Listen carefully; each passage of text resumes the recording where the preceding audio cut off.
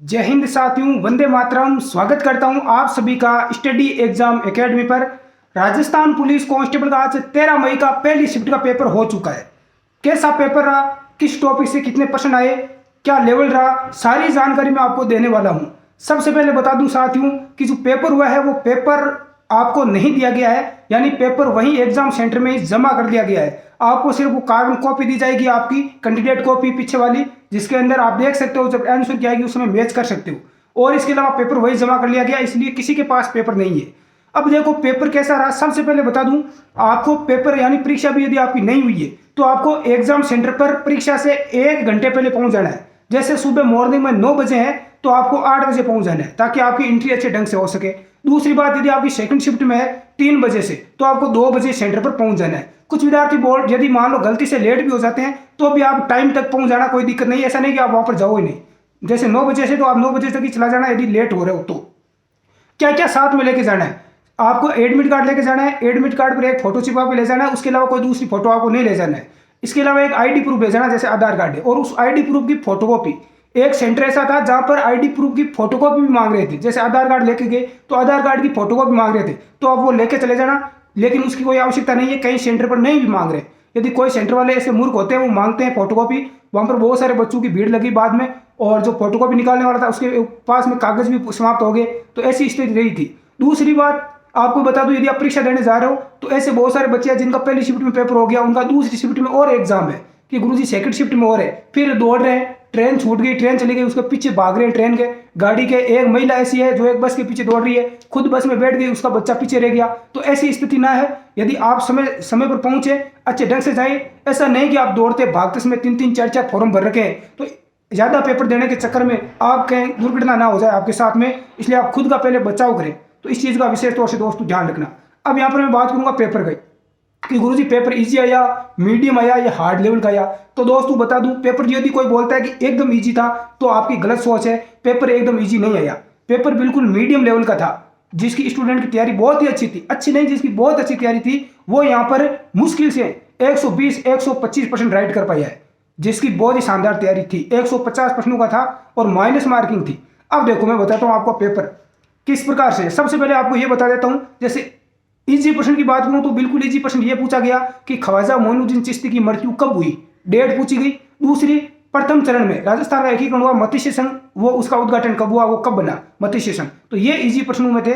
बाकी प्रश्न बहुत ही अच्छे लेवल के पूछे गए। अब सबसे पहले रीजनिंग की बात करूं तो रीजनिंग में कथन निष्कर्ष के 2 प्रश्न पूछे गए, न्यायवाहिकी का 1 प्रश्न पूछा गया। इसके अलावा कैलेंडर का कोई प्रश्न नहीं आया, घड़ी टॉपिक से कोई प्रश्न नहीं आया। तो इस प्रकार से बाकी तो जितने भी जो रीजनिंग की इजी चीजें हैं वो पूछी गई, और ज्यादा हार्ड लेवल की नहीं पूछी गई। तो आप यहां से देख सकते हैं पेपर क्यों नहीं दिया गया। पेपर इस कारण से नहीं दिया गया क्योंकि जो बाकी शिफ्ट है उसमें पेपर का लेवल सेम ही रहेगा। पेपर का लेवल सेम रहेगा, प्रश्न चेंज होंगे, लेकिन प्रश्न विद्यार्थी को टाइप का पता चल जाएगा। टाइप आपकी सेम ही रहेगी, अलग अलग टाइप का पेपर नहीं होगा, और कुछ प्रश्न रिपीट भी हो सकते हैं। तो रीजनिंग की आपने देख ली कि घड़ी, इसके अलावा कैलेंडर, ये जो टॉपिक है इनके नहीं पूछे गए। रक्त संबंध का भी प्रश्न एक पूछा गया। तो ये सब इजी प्रश्न थे, रीजनिंग के ज्यादा हार्ड प्रश्न नहीं थे। आप सोचते होंगे बाकी 1-2 प्रश्न कोई हार्ड हो, बाकी बिल्कुल इजी प्रश्न थे। अब कंप्यूटर की बात करूं तो कंप्यूटर में जो प्रश्न पूछे गए, इनपुट आउटपुट वगैरह, माइक्रोसॉफ्ट ऑफिस, तो ये प्रश्न तो कोई भी कर देगा, ये इजी प्रश्न थे 5 आगे से। इसके अलावा सबसे ज्यादा जो प्रश्न पूछे गए बहुत ही शानदार तरीके से, फुल फॉर्म किसी की भी नहीं पूछी गई, एक आधी पूछी गई और नहीं पूछी गई। और इसके अलावा MS Office, Microsoft Word, Excel, PowerPoint, इन टॉपिक से प्रश्न पूछे गए। और प्रश्न क्या पूछे गए, यहां पर शॉर्टकट की पूछी गई कि क्या करने की शॉर्टकट की क्या है, क्या करने की क्या है। इसलिए आप यदि पेपर देने जा रहे हो राजस्थान पुलिस की तो एमएस वर्ड, एमएस ऑफिस और ऑफिस के अंदर वर्ड, एक्सेल और पावर पॉइंट, इनकी आप जो शॉर्टकट की है जितनी भी, वो शॉर्टकट की याद करके जाना, क्योंकि यहां से 4 से 5 प्रश्न पूछे गए कंप्यूटर के। बहुत ही अच्छे लेवल के कंप्यूटर के प्रश्न पूछे गए। इजी प्रश्न में तो 1-2 थे कि इनमें से कौन सा इनपुट डिवाइस नहीं है, कौन सा आउटपुट डिवाइस नहीं है। ये 1-2 प्रश्न थे बच्चों को खुश करने के लिए। बाकी अच्छे ढंग के प्रश्न पूछे गए हैं। इजी प्रश्न नहीं पूछा गया कोई जिसमें देखते ही आप आंसर दो। अब हम बात करें महिला बाल अपराध के, तो महिला बाल अपराध का पूछो ही मत। बहुत ही खतरनाक शानदार तरीके से प्रश्न आए हैं, बहुत ही सोच समझ कर पेपर बनाया गया है। मेरिट में जितने भी कम हो सके बच्चे यहाँ पर पेपर पास ही नहीं कर पाए, ऐसी स्थिति का महिला बाल अपराध के शानदार प्रश्न निकाले गए, जिसके अंदर धाराएं पूछी गई और कितनी सजा होगी, ये सबसे ज्यादा प्रश्न पूछे गए कि सजा कितनी होगी।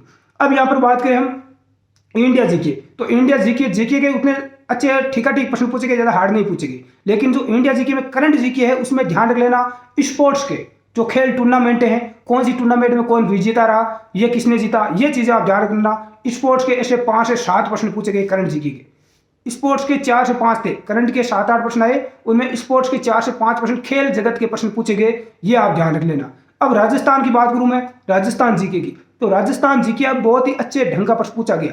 ऐसा नहीं कि लेवल का बिल्कुल इजी प्रश्न पूछा गया, इजी तो 4-5 प्रश्न थे बच्चों को खुश करने के लिए, बाकी अच्छे लेवल के प्रश्न पूछे गए।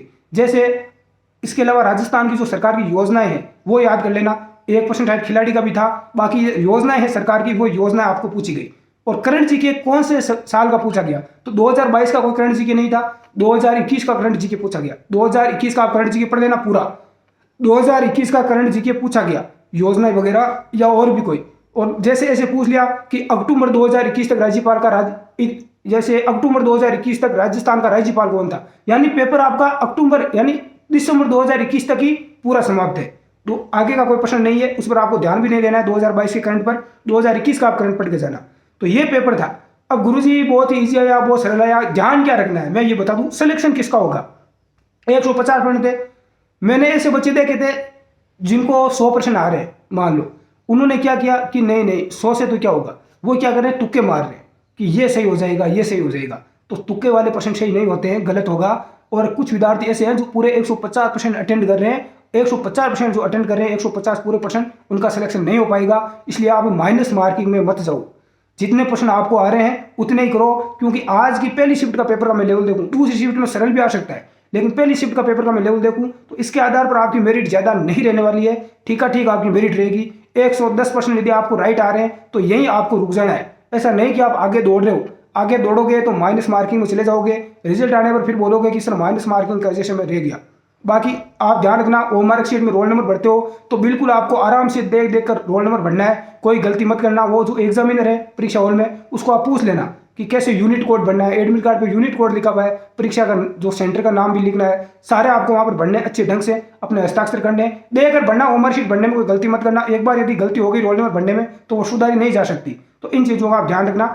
और कोई दिक्कत नहीं है, आराम से कहीं भी आपका सेंटर है तो वहाँ पर आप आराम से जाएं, आराम से पूरी व्यवस्था की हुई है और पेपर नकल होने की कोई संभावना नहीं है इस बार। पूरी यहाँ पर बायोमेट्रिक पूरा सिस्टम वगैरह लिया जाएगा, कुछ मेहंदी वगैरह लगे रखी है फिर भी आ जाएगा फिंगर, कोई दिक्कत नहीं है।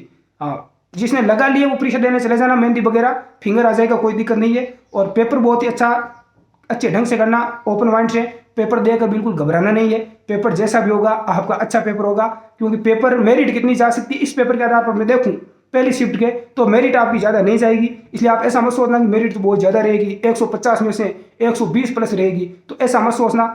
जितना आपको आते हैं उतने % आप राइट कर देना, बाकी आप माइनस मार्किंग के चक्कर में मत फंसना। मैं आपको यही कहना चाहूँगा, राइट करके आना जितने करके आते हो। माइनस मार्किंग में फंस गए तो रह जाओगे। कुछ विद्यार्थी ऐसे हैं जैसे 120% राइट हो गए कि नहीं 120 हो गए, 5-10 और कर लेता हूँ 130 कर देता हूँ, तो वो 10% है वो माइनस में चले जाएंगे और उसके अलावा माइनस मार्किंग हो जाएगी। इसलिए आप जितने आते हैं उतने ही करो, राइट करो और अच्छे ढंग से पेपर देना। मैंने बता दिया कहाँ से कितने कैसे प्रश्न पूछे गए हैं। और यदि आपका कोई डाउट है तो आप नीचे कमेंट बॉक्स में कमेंट करके पूछ लेना। धन्यवाद, जय हिंद। अपना टेलीग्राम ग्रुप है उसको भी आप ज्वाइन कर लेना, जितने भी मेरे पास प्रश्न आएंगे मैं टेलीग्राम ग्रुप में डाल दूंगा।